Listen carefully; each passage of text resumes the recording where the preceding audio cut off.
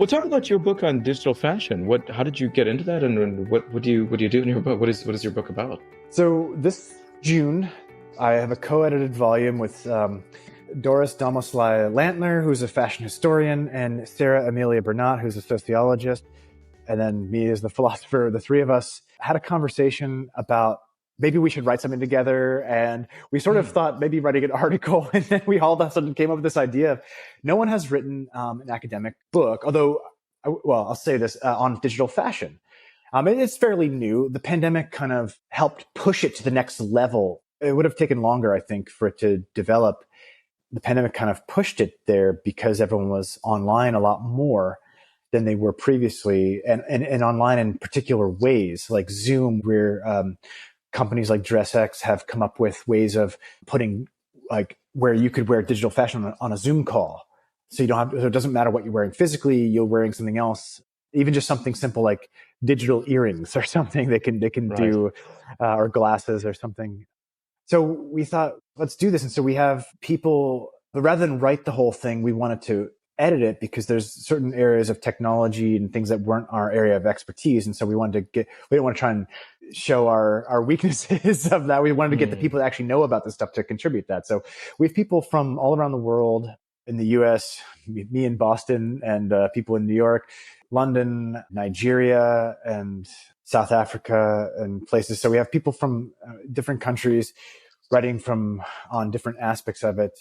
The subtitle is Theory, Practice, and Implication. So we wanted to talk about some of the theories. So my chapter is in the theory section on philosophy. There's a chapter actually on neuroaesthetics. There's a chapter on fashion history leading up to the development of digital fashion. In the practice section, there is some practitioners, one from the perspective of education, why we need to teach digital fashion or fashion in a particular way. So digital fashion kind of comes from the video game world. I kind of joke that as soon as Miss Pac-Man had a bow to differentiate her from Pac-Man, digital fashion was kind of born. You know, like even in video games, like fighting video games where you could switch outfits of your character, like even before before they were on the internet or connected to the internet, you know, for no real strategic purpose, just for variety's sake. Yeah. And preferences. And then we talk about, like, a lot of people think digital fashion is a way to help, not to completely solve, but help alleviate issues of equity in fashion and like the greater fashion community, and sustainability issues and decoloniality and different things like that. So we have the third section talks about those kinds of implications. But for me personally, my interest in it comes actually from a Supreme Court case in the Netherlands. Two philosophers wrote about it. You know, briefly what happened was two older teenage boys physically threatened a younger boy until he logged into the video game RuneScape and dropped two items. And then one of the older boys logged into the same game and picked those up. The Supreme Court of the Netherlands ruled that a robbery had taken place, which is interesting. And that was, I want to say that was around 2013-ish or so when the ruling came down. I think the actual event was earlier. And that to me was interesting because philosophers talk about the nature of reality all the time. Yeah. And so to me, this adds a whole dimension of what the nature of reality consists of.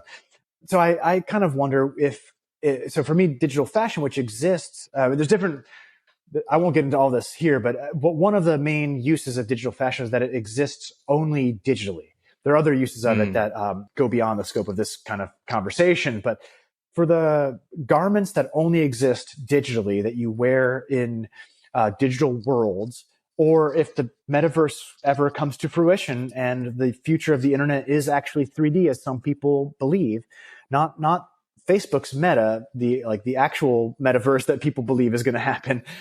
Any 3D digital environment, you're going to want to wear something. And so that's sort of what people think. Exactly. So this is why, what does it do? Well, digital fashion, unlike physical fashion, can't protect you from the rain, the cold, or the other elements. So even if you if you go out in the rain and you just need some coat and you just grab some ugly coat that you don't even care about, well, it has a function. Well, digital fashion doesn't have those functions. So like you could imagine someone in a digital environment doing an oil change wearing a tuxedo, because who cares? Right. I don't know why you would do an oil change in a digital environment, but the point is, you could do that and it doesn't matter. So you don't have to worry about those kinds of issues. So how do you really want to express yourself? And I think what digital fashion highlights is that we are aesthetic beings. We want to express ourselves aesthetically. And I also connect this with meaning and telling a particular narrative by wearing certain digital garments over others. So I think that's where it plays out. And insofar as digital fashion or any other kind of, whether there is going to be a metaverse or not, they're tools. And I think digital fashion offers us a way to figure out ways of expressing ourselves. And there was actually an article on Beauty Matter recently, not by me, but that showed how people, Gen Z in particular, has used digital garments and digital beauty ideas to actually shape their physical existence in a good way. I mean, there's a negative component to it too, but this particular article focused on some of the positive ways that it helps people. And I think that's where it does help. Just in terms of clothing, we're limited by physical, financial spaces and financial limitations. There's only so many clothes we can buy. Even if we had all the money, I guess if we had all the money, we could build a whole house dedicated to clothes. But so maybe that's not there's limit. Maybe that's not limitation, but we are limited. Whereas digitally, we're not as limited. I mean, they still cost money, but we can experiment with things that we could then bring into the physical world. And virtual try-ons are a way to do that. A lot of companies are beginning to offer this. I just saw that. I believe Balmain, I think it's that company, has now done a good virtual try-on program where you can actually have a digital version of yourself, which they believe will cut down on returns. If you can actually see yourself wearing this.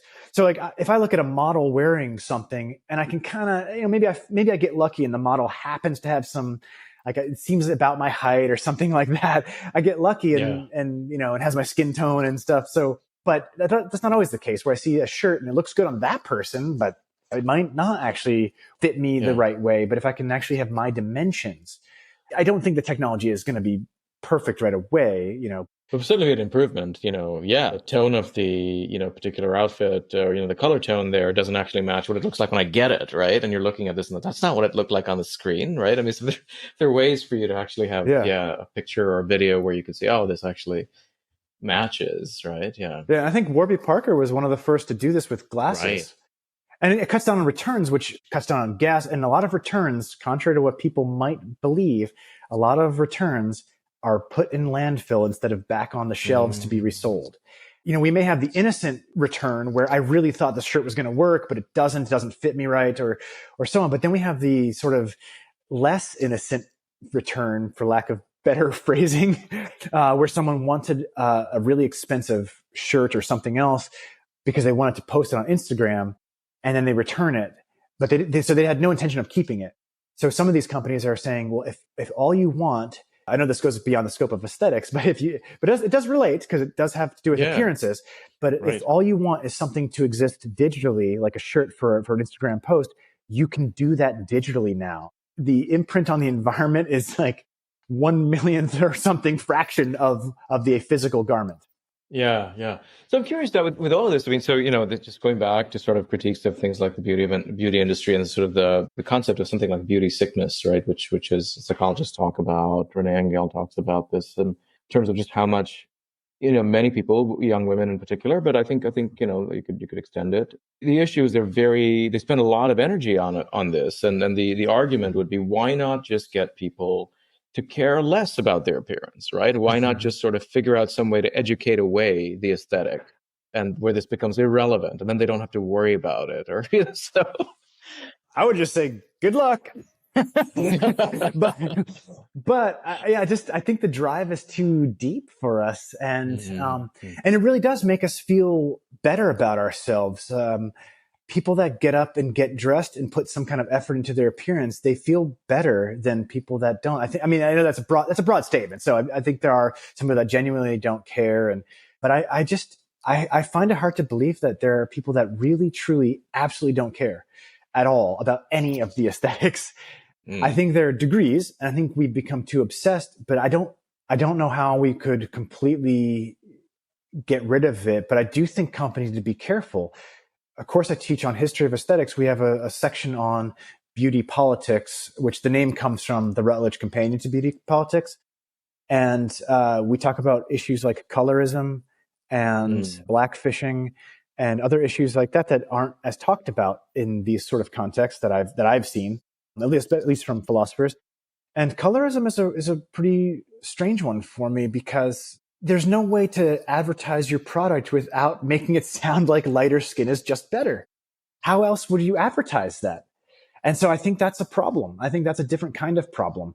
But there might be someone that is self-conscious about a particular skin. I'm even hesitant to use the word blemish, but I'll use it apprehensively, where a skin lightening cream might actually serve a practical function.